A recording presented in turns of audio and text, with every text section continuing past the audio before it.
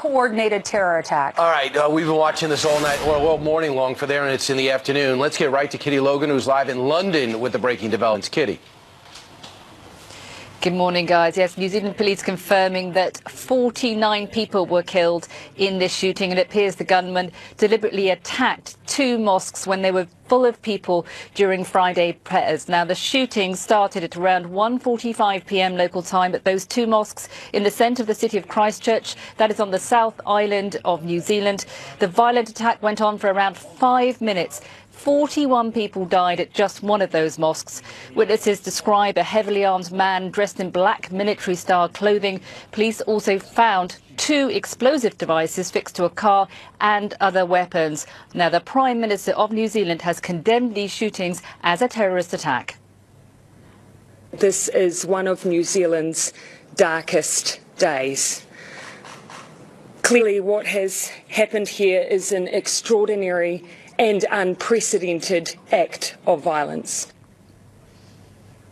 Now, New Zealand police detained 4 suspects right after those shootings. One man has already been charged with murder. He has not been named, but an Australian man is being linked to the attack after claiming responsibility online. This man also wrote a lengthy anti-immigration manifesto and apparently posted a violent video of the attack online. That was later removed, but it is still circulating on social media. And at least 20 people were injured in this shooting too. They were rushed to hospitals for emergency treatment. Police cordoned off the areas around the mosque. They're urging people to stay indoors for now, but authorities are emphasising that they do believe this is a one-off incident. They're not expecting any more attacks, but New Zealand certainly ramping up the security, and this is a country very much in shock. They're not used to this level of violence at all. Back to you guys. That's right. Thank you, Kitty. I was talking to a friend last night. She lives in New Zealand, went to college with me, and she was texting me saying, we have just had a massive terror attack, and this is before America even knew about it. She said, I was in the carpool line waiting to get my little girl from school. They rushed all the parents into the office. Right. The little girl was in lockdown, so she couldn't get to her daughter, but she was so thankful she was at the school with all the parents knowing that they were safe. Yeah. Her husband was on lockdown. She said, we've never experienced anything like this. You can actually walk into their schools. The school doors aren't even locked. Yeah, I mean, it's a place where they have very, very strict gun laws, and you wouldn't expect anything like this to happen. But the terms of the term immigration, and the fact is, the demeanor of the shooter, it makes you think either he played a ton of video games or he's killed before, because he was laughing, calm, cool, and collected as he was executing people who were unarmed. Well, he obviously wants notoriety because he live streamed it, as Kitty just said. The video's been taken down from Facebook. It was 17 minutes in length. Because he wants notoriety, we're not going to show his face, and we are not going to use his name. But on the video, you can see him driving through Christchurch in New Zealand, and he's just before he stops at the first mosque, he says, let's get this party started. He enters and fires, and then another part of the video shows bodies piled up inside. Then he gets into a beige Subaru station wagon and drives away. And he says, and you can hear his voice, he says, there wasn't even enough time to aim. There were so many targets, because inside that mosque at the time were hundreds of people. He is so hateful. If you read this manifesto, he started planning it 2 years ago after the terror attack in Stockholm on April 7th, 2017. He said that set him off. He wanted to avenge the deaths of his people. He doesn't like how America is a melting pot of individuals. He thinks that people need to stay in their homelands. And he says he doesn't hate Muslims if they're in their homelands and if they practice their traditions in their own nations. Yeah. Jim Hansen was on Fox and Friends First, former Army Special Forces operator, and he's seen some of this horror up close and personal. It's hard to even imagine the mentality that decides I want to not just slaughter a bunch of people because of my obscene beliefs, but I want to broadcast that to the world in the hopes of creating a race war, which was his avowed goal. And I think it's horrific. I think this is something that, unfortunately, that we're going to see the damage that he's done to relations around the world. And I hope we can minimize that and not give him, the advantage of having accomplished what his heinous goal was. Right. And once again, we're not going to give you his name. We're not going to show his image, because that's what he wants notoriety. We do know that apparently he is a man in his 20s. He's from Australia. He has been charged with murder. The only one charged with murder. So far, 4 people in all have been arrested.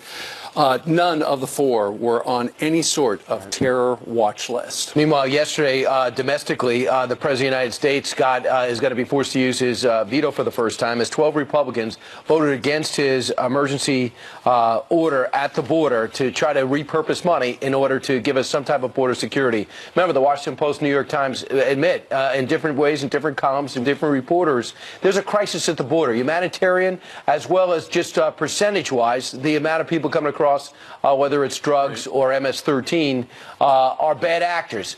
And the numbers are through the roof in terms of what our Border Patrol has been forced to deal with. But it didn't stop 12 Republicans for deciding the president was out of bounds. Well, the White House was trying to keep the GOP united. That didn't happen. Mitt Romney said it's not about border security. He says, I'm for a barrier. This is about the Constitution and the balance of power. The president immediately tweeted at 3:16 p.m. once that vote came down. He wrote veto with an exclamation point. He also tweeted this. He did. He wrote, I look forward to vetoing the just passed Democratic-inspired resolution, which would open borders while increasing crime, drugs, and trafficking in our country. I thank all of the strong Republicans who voted to support border security and our desperately needed wall. The Republicans who voted against the president said, look, we're doing this because of the Constitution, and it says Congress is going to control the purse. And you can't just take money and go willy-nilly spend it. Those are the 12 Republicans who voted with the Democrats. And look, it's a tough call, because when the leader of your party is for one thing, and it is such a primary thing for this president, for them to say, yeah, you know, we're really strong about border security, but the Constitution is the reason we're going to vote against the leader of our party. Listen, they're going to have some explaining to do. And if you're a voter, you want to know if this person represents you, if those 12 Republicans are from your state. It's Senator Rand Paul, Mike Lee, Susan Collins, Lisa Murkowski, Lamar Alexander, Mitt Romney, Jerry Moran, Pat Toomey, Rob Portman, Roger Wicker, Marco Rubio, and Roy Blunt. Meanwhile, Tom Homan weighed in on what those 12 just did.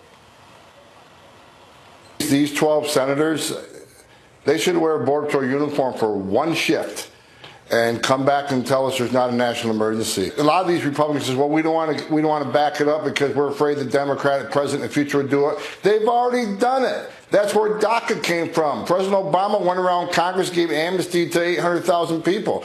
So it's, you know, so they got to stop playing nice and support this president. Two that were most vulnerable in this election, they say, this upcoming election, that were concerned about their vote was Tillis and Gardner, Colorado and North Carolina, respectively. And they both voted with the president on this. Meanwhile, don't go crazy, because look back in history. Ronald Reagan vetoed 78 times. This will be the president's first. H.W. Bush, 41. He had 44. Clinton, 37. 43. Bush, 43 at 12. Barack Obama had 12 as well. For President Trump, who's kept his powder dry. People waiting for him to erupt. Every network saying, look out, the president's going to have redemption and revenge. Not a word. He's like, listen, I picked up the phone, I called, you guys came over, Ben Sasse came over, Lindsey Graham interrupted my dinner, you had an idea, I didn't love the idea, so therefore, I'm just going to veto this thing. Here's an article about this, and it says the superlative goes to President Franklin D. Roosevelt, who vetoed the most of any president, 635 bills while in office. Right, and when we saw that graphic, Ronald Reagan had the 78 vetoes, but he was overridden 9 times. George Herbert Walker Bush, 44 vetoes, only overridden once. Barack Obama, 12 vetoes, overridden once. The big question is, would there be enough votes in the Senate to override the president? No, you need a 2/3 majority. No, probably not. And so, nonetheless, the House of Representatives is going to take it up again on March 26th. They got a week off. You know, they've been working so hard. They need another week vacation, so that when they come back on March 26th, they're going to go ahead and take another bite of the apple. Meanwhile, Beto O'Rourke decided he wanted to run for president, and he made a series of speeches, and he let everybody know his priorities. Number one, if this is true, the world's going to end in about 10 years, we have to do what we did at Normandy. Watch. Those who were on the beaches in Normandy, those who faced an existential threat to Western democracy and our way of life, they showed us the way. We can all come together, we can unite, we can marshal the resources, and we can convene the countries of the world around otherwise unsolvable problems. That moment is now for us on this issue. So if there's a time to reassert global leadership and make friends instead of enemies, it's today, because the challenges are too great to do otherwise. So essentially, it's last call. We got to do something to save the planet. I think it was yesterday, Nancy Pelosi was asked about his greatest achievement in Congress, and she could not name any single particular thing. Said he brought a lot of vitality. He served on different committees. Well, vitality's good. Yeah, vitality is great, but did not name a particular achievement. Well, he made the announcement yesterday morning, and he hit the campaign trail, made several stops in Iowa. Support for the new Green Deal, said man's final chance to take action on climate change crisis. He talked about food grown in this country will no longer prosper in these types of soils, and predict a massive migration of tens or hundreds of millions of people from places that are going to be uninhabitable or under the sea. I guess he doesn't know that we solved the crisis in New York with Meatless Mondays. But having said that, I asked Secretary of State Mike Pompeo yesterday, when it comes to climate change, not knowing about the Normandy, because I had to leave my all electronics outside at the State Department, not knowing about the Normandy statement to compare it to, but I asked him, when it comes to climate change, how big a deal? Everyone's talking about global warming and the threat to this country. When you look at the top 5 threats to this nation, where do you rank global warming or climate change? Yeah, I wouldn't put it in the top 5. Why? Because I can count to 5 that get you to things that present more risk to the people I used to represent in Kansas and citizens all across America, whether it's the threat that we've talked about today from China, the nuclear proliferation risk that extends from Pakistan through all those folks who have these weapon systems, places like North Korea where they can sell these weapons. I think I'm at 5 already, but I could give you a whole list of threats that I think we can affect change on in a way that will really make a difference for the security of the American people. It just goes to show you how different this country is going to be if a Democrat wins. Because he's not, I mean... It's a binary choice. It's very clear what the Democrats stand for and what the Republicans stand for. It's interesting. Slate's Josh Voorhees writes regarding Beto O'Rourke, of all the major candidates, he brings the least to the Democratic Party. We're going to compare how Beto compares to Kamala Harris, Bernie Sanders, Elizabeth Warren, Joe Biden, if he gets in the race? Within a half an hour. We talk about Venezuela, China, and as well as North Korea. Coming up throughout the next 3 hours. And Israel. Yes, and they would do this rocket attack right before we went in for the interview.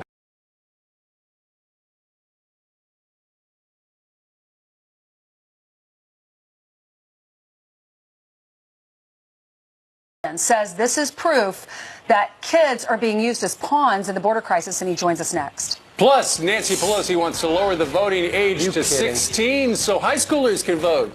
Is that a good idea or just a move to get more young voters? Good idea for the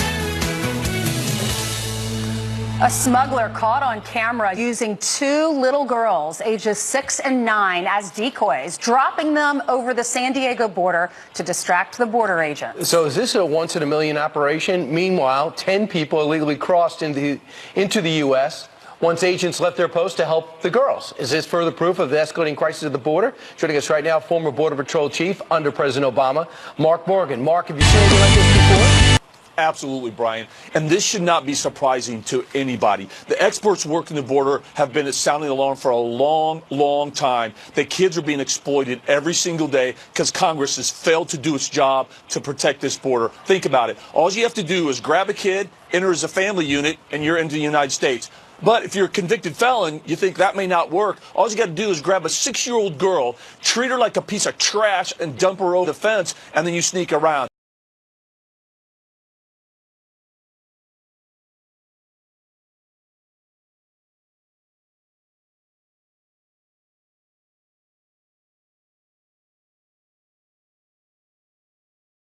Is absolutely right, and he's a guy that's got a heck of a lot more experience on the border than I do. He's 100% right. What this happened, they know. The politicians know this is a crisis, and what we're talking about today is another example. So this was purely about politics, identity politics, political ideology. They know there's an issue at the border. They're failing to do their job. So if I had 2 seconds with the president, I'd look him in the eye and say, thank you. Thank you for doing what other people have not done and failed to do to protect our border. I absolutely hope he vetoes this. Mark, you said before in 15 minutes I could work this to change our policy and it would immediately have effect on the border, barrier or not. What are they?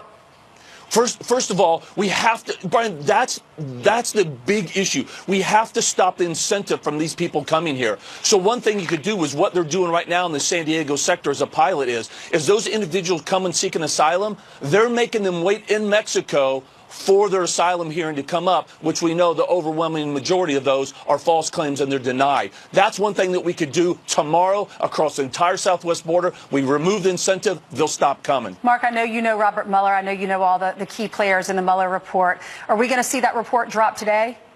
The information that I'm hearing is mixed. We keep talking about that all the time. It's going to come the next day. Here's what I'll say. I worked for Director Mueller for 12 years. When he's ready and the report is complete, that's when we'll see it. He's not going to be impacted by any outside pressure whatsoever. We saw Peter Strzok's testimony. We saw Lisa Page's testimony. You know these people. What struck you, pun intended, about what we know about Peter Strzok and his insurance policy?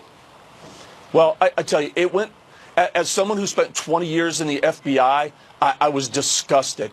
And it really goes to the heart of everything that you should not be as a federal agent. They represented everything that is the antithesis of what FBI agents are. And I hope the American people know that these bad decisions that were made were done by just a couple of people at the highest level. It was not done by the majority of the FBI. The FBI still believes in the American people and doing the right thing. The Justice said, don't touch the Clinton Foundation, don't touch Hillary.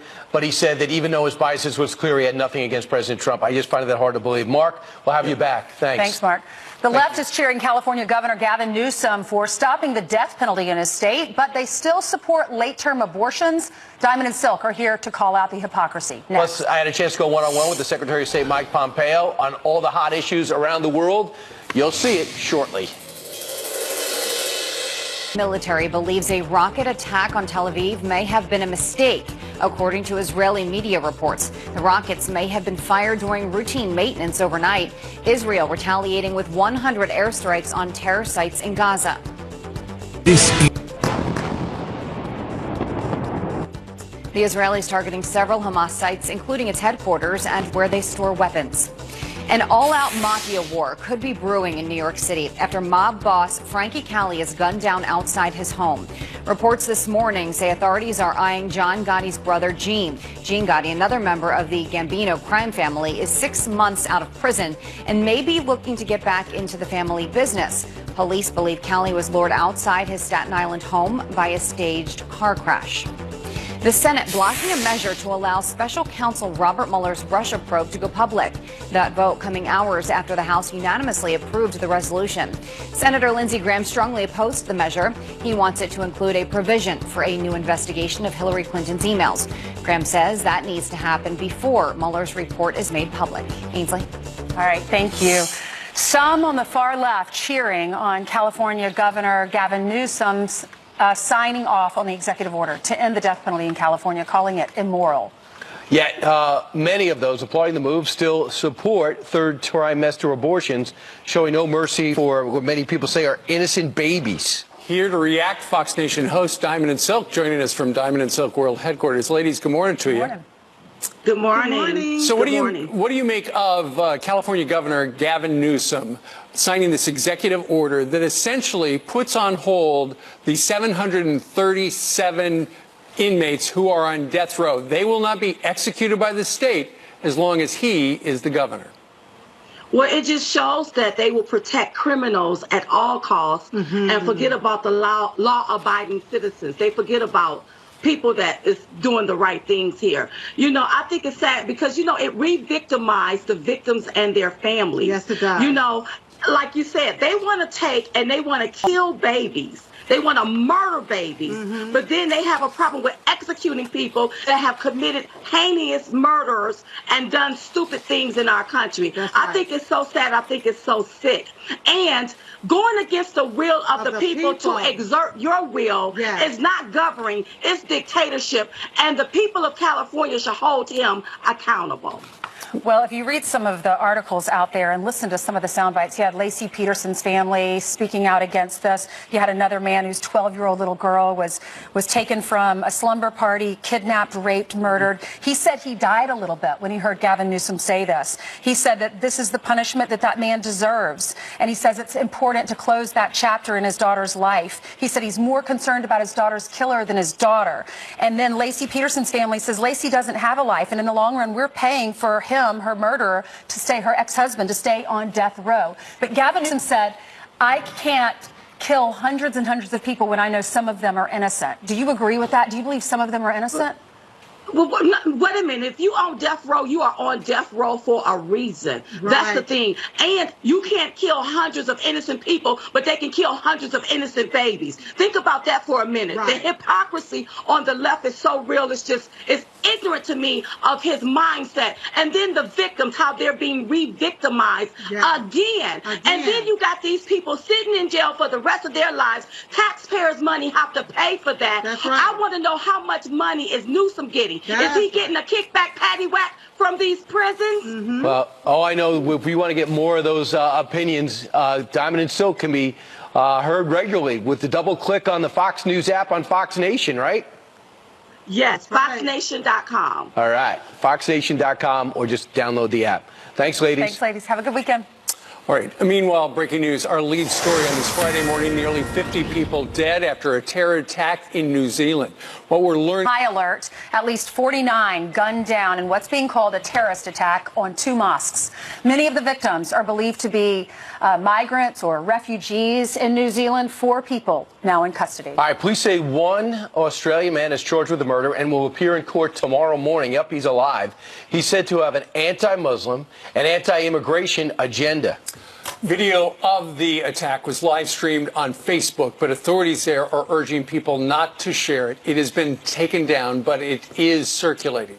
Prime Minister is condemning the shootings. They are referring to this as New Zealand's darkest day. And while this person clearly wanted some sort of, attention by live streaming it, we're not going to show his name. We're not going to use his name. We're not going to show his face. But there were hints out there because on his Twitter feed, apparently there were images of ammunition magazines with names scrawled across them in white marker, including the names of 2 mass shooters who targeted migrants and Muslims. He was there in New Zealand training, according to his manifesto that he wrote. And he wasn't planning on doing this in Christchurch, but he said he started visiting some of the mosques and looking at websites and determined that these individuals, basically, according to this manifesto, he's a sick man, he's saying that they deserved it because he was avenging the deaths of his people from other terrorist attacks. Yeah, one of the witnesses and a survivor said this. He just came in, he started shooting. I just lied down there on the bench thinking that if I get out, I'll get shot. So if I get up, I'll get shot. So I'm just going to keep my fingers crossed so I could be alive. I was the last guy to come out of the mosque after the shooting stopped, and in the doors there were a lot of bodies. Wow. So again, first we heard 20, then we heard 40, and then it topped out at 49 with 20 severely injured. I did not know this when I had a chance to go to the State Department yesterday and talk to the Secretary of State, but there were 3 separate stories even developing when I got on Amtrak until when I got in the doors. Just imagine what it's like to be Secretary of State. So here is a few minutes, or about 5-6 minutes, of our 20-minute sit-down with Secretary of State Mike Pompeo. Mr. Secretary, great to see you. Brian, it's great to be with you. The first time since 2014, if my stats are correct, the rockets came out of Gaza into Israel. The Israelis have the right to defend themselves. I'm confident that they will be able to do that. I regret that the folks in Gaza Strip, probably Hamas, although I suppose we shouldn't speculate, fire these rockets and put Israelis at risk. Right. This only presents increased risk of escalation, something that we hope doesn't happen, but you should know we will support the Israelis' right to defend themselves. Do you worry how much the anti-Israeli, anti-Semitic language coming out, mostly the Democratic side in Congress, hurts long-term the Israeli-American relations? I do. I worry about it for multiple reasons, not just the relationship between these 2 democracies, but I worry about it because it undermines what we began today, Brian, the protection of the dignity and rights and the religious freedom of every human being. And so when I hear anti-Semitic remarks, it saddens me, and I know it undermines what is the greatest about the United States of America. Seeing you and the president walk away in Hanoi, you do a great job keeping a poker face. But the president spoke and talked about the deal you weren't going to have. Do you feel personally that you let him down? I don't. I think we made real progress, even in Hanoi, even in a place where we didn't reach the final resolution of what we've been asking for all along. We didn't get an agreement for the full and final denuclearization in a verified way. This is a long process. The president's always said if we can keep missiles from flying and keep nuclear tests from happening, that's a good first start. We know what the final objective is. It looks like the president and President Xi, if they are to meet at Mar-a-Lago, it's not going to happen until at the earliest mid-April. What's going on here? So real progress has been made. I think that's absolutely true. I think both leaders want to make sure that we've had enough progress so that the two seniors, President Xi and President Trump, can get together and close out any of the remaining items. Whether it's the beginning of April, the middle of April, or if it even takes a couple of weeks longer, we ought to get this right. And I'm very hopeful that the two leaders can come together to get a trade deal that will benefit not only America, but the rest of the world as well. So your message to the Venezuelan people, how much more garbage do they have to eat before America gets more directly involved? Boy, when I think about how bad it is today and what I know it's going to be like tomorrow and the day after that, it's going to get worse. The Maduro regime is truly evil, denying food to the hungry, denying medicine to the sick. We've delivered. The American people have been so generous, 200 metric tons of food on their borders they won't let in.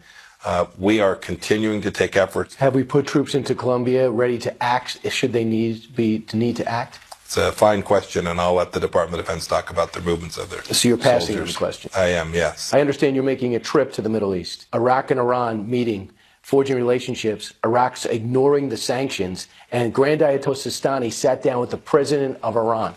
It seems like in terms of soft power and diplomatic power, we're getting our butts kicked over there. What's happening? Yeah, I don't see it that way.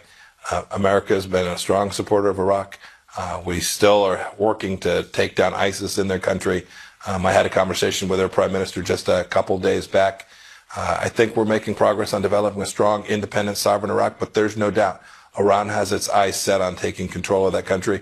I don't think that's good for the Iraqi people. I know it's not good for the United States of America, and we're going to continue to do the CT fight there and stand up an Iraqi government that's free and less involved with what's going on in Iraq. Is it true that members of the Taliban 5, that what the previous administration let out of Gitmo, they are part of these peace talks right now, the ones that we exchanged for Bo Bergdahl, many of which described the worst of the worst? Is that true? Brian, I don't want to answer who's been showing up there. I will say this. Is that acceptable if they are? I'll say this. We've negotiated with some really bad people. State Department doesn't often get to choose exactly who it is. We're trying to achieve good security outcomes for the American people. Sometimes we end up talking to some really bad folks. And they would be okay to stay in that room with, as far as you're concerned? If we can deliver security for the American people, we'll talk to just about anyone. Before I came in here, it became clear that Republicans have jumped ship and decided to not vote with a piece of legislation that does not go along with the president's need for emergency money at the border. Do you side with the 59 that voted against the president, or do you side with the 41 that voted with him? Count me in the 41. Why? I've spent a lot of time with my Mexican counterparts. This challenge at our southern border is real. I believe it's a crisis, but call it what you will. The challenge of not knowing who's coming in and out of our country and what drugs or people or illicit materials might be coming across our southern border is real. We need to take serious action against it, and the president's executive order does just that. Your predecessor famously basically admitted that he called the president a moron. You have a much different relationship with him. What does he not get that you get? My relationship with the president is one that's an effort on my part to execute his vision for America's foreign policy. He's the commander-in-chief. He provides the direction. I go out every day and work my tail off to try and execute it and implement it for him. So a story on you today that talked about why is the Secretary of State doing so much traveling in the country from Iowa to Texas to Kansas? Is he running for president? Is he running for Senate? I suppose everybody gets unhappy when I don't go to Martha's Vineyard like my predecessors did. They traveled domestically too. America's our first client, and I wanted to go out to Iowa to talk about China and trade and why it matters. I went to Texas this week to talk about energy and how American innovation and creativity have created enormous wealth for America. And I'm going back to Kansas next week to talk about entrepreneurship. I'm doing this on behalf of America. I'm very focused on what I'm doing here today. Are you ruling out running for the Senate in Kansas? I have. I've told folks I'm not going to do that. Long term, would I be surprised in 2024 if you're running for president? I don't know if you'd be, but my wife would be shocked. Thanks so much. Thank you very much, sir. Congratulations. Thank you. You forget, number one in this class at West Point and a Harvard grad, and constitutionally, he thinks the president's on the money with what he's doing. But he's got his hands full. I like how transparent he is. He seems like he's answering the questions. He is. Except the ones that are national security. Exactly. But. Right. And I like the fact that he talked about why he went out to Iowa, because the farmers are impacted by the trade imbalance and the trade deals, and he went to explain what the government's doing. And I will real quick on 5G. It is a major deal. We warned Poland. We warned Germany. Don't do it. Don't take it from the Chinese company. And they seem to be doing it anyway. I'm wondering why our allies are ignoring us. We're not quite there yet. Yeah. All right. Great job. Good job going down to Foggy Bottom. Yep. Thanks. 20 minutes before the top of the hour. There's Jillian. That's right. Good morning. We're following a number of stories starting with this, and we are now getting our first look at one of the mangled black boxes from that doomed Ethiopian Airlines jet. Meantime, we're learning the pilot of that Boeing 737 MAX 8 reported serious trouble right after takeoff, with the plane accelerating wildly. The New York Times reporting within 3 minutes of takeoff, the pilot wanted to turn around. We'll keep you updated on that story. A top general warning that Google is indirectly helping the Chinese military. The work that Google is doing in China is indirectly benefiting the Chinese military. Look, we're the good guys. We watch with great concern when industry partners work in China, knowing that there is that indirect benefit. Marine General Joseph Dunford making those remarks while testifying at a Senate Armed Services Committee hearing. The tech company did not renew a contract with the armed forces on a drone project, but is still allegedly working to develop a search engine for the Chinese government. House Speaker Nancy Pelosi voicing her support on lowering the voting age. I myself have always been for lowering the voting age to 16.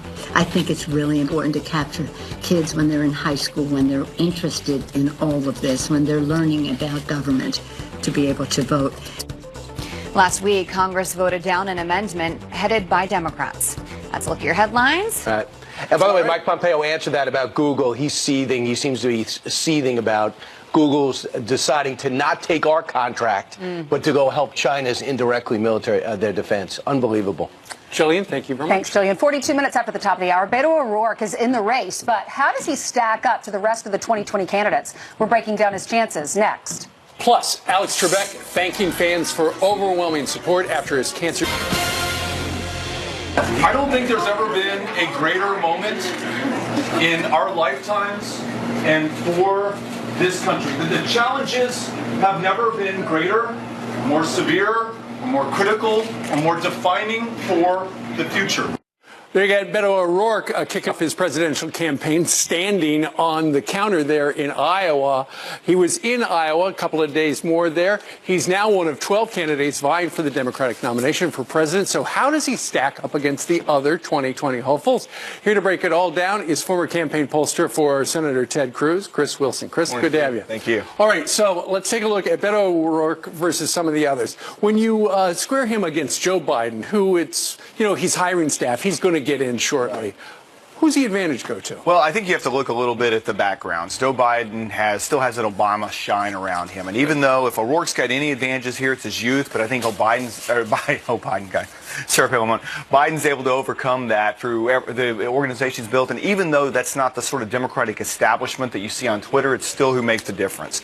And so because of that, I think in a head-to-head, who has most staying power, if you will, in a primary contest, Biden wins that because of his Obama connections. Well, you know what? Maybe this would be called the O'Biden ticket if he decides to be the vice president. That would be a strong one. All right. As you square Beto against Elizabeth Warren. You know, the one thing, they both have a bit of an inauthentic aspect to them. O'Rourke sort of tried to run as to climb an Hispanic mantle, even though he's an Irish American running as a Texas congressman. Right. But Elizabeth Warren can't get around her cultural misappropriation. That was it's a big scandal, and I think what you're going to see is New Hampshire is going to eliminate her from the race altogether because of that, and O'Rourke's able to come through because of authenticity. That's All right. Next stop, Kamala Harris, who, we should point out, when she declared she was going to run for president, had the biggest crowd in the history of crowds out in Oakland, California. Yeah, but in her hometown, that's the big difference. So O'Rourke was smart. He went up to Iowa. He was able to, the buzz around his campaign, I think, is what you just cannot get around. The Vanity Fair piece, all the coverage that we see yesterday, the fact that we're sitting here this morning talking about it, and Harris kind of dripped it down. The other thing is she's a Clinton Democrat. But because of the media buzz, I think who's able to make it out longer? O'Rourke does. He stays in. Just like that. And then, ultimately, in this cycle, it seems like everybody's trying to out-Bernie. So where do those two? They are. Well, if O'Rourke has an advantage there, it's on the youthful side. You know, most Democrats don't want an old white male, but the fact is Sanders is able to get as far to O'Rourke's left. O'Rourke was very pro-energy. He was an oil and gas congressman when he was in Texas. Sanders is going to beat him up on that. And so you just can't get past who Bernie Sanders is, and he's a socialist, and that's what Democrats are looking for in this cycle. Okay. One of the things, because Beto is from Texas, I can't tell you how many times I heard yesterday, Texas could be in play. In fact, if you look at the New York Times headline, it says why Texas is nearing battleground status. It's not just about Beto. The Week wrote Texas is now a 2020 swing state, and The Hill says O'Rourke renews Democratic hopes about turning Texas blue. Do you put much stock in that? I really don't. I think 2018 was a unique election in Texas. It was the highest midterm turnout ever. Right. And in fact, if you look at Governor Abbott, in his race, he was able to get 44% of the Hispanic vote. Senator Cruz still did well despite being outspent 3-1 by O'Rourke. O'Rourke put together a phenomenal campaign organization. But he I give him credit for that. But he lost, and that's kind of the key point to it. And you can't do that every year. And going into 2020, if O'Rourke was able to put 900 people on the ground in Texas, who knows? Maybe it becomes a little bit more in play. But I think the question is he able to raise the same sort of money running against Bernie Sanders or others that he did against Ted Cruz? And I don't see the New York and Hollywood liberals giving the money to O'Rourke versus Sanders as they did O'Rourke versus Cruz. An exit question regarding the president getting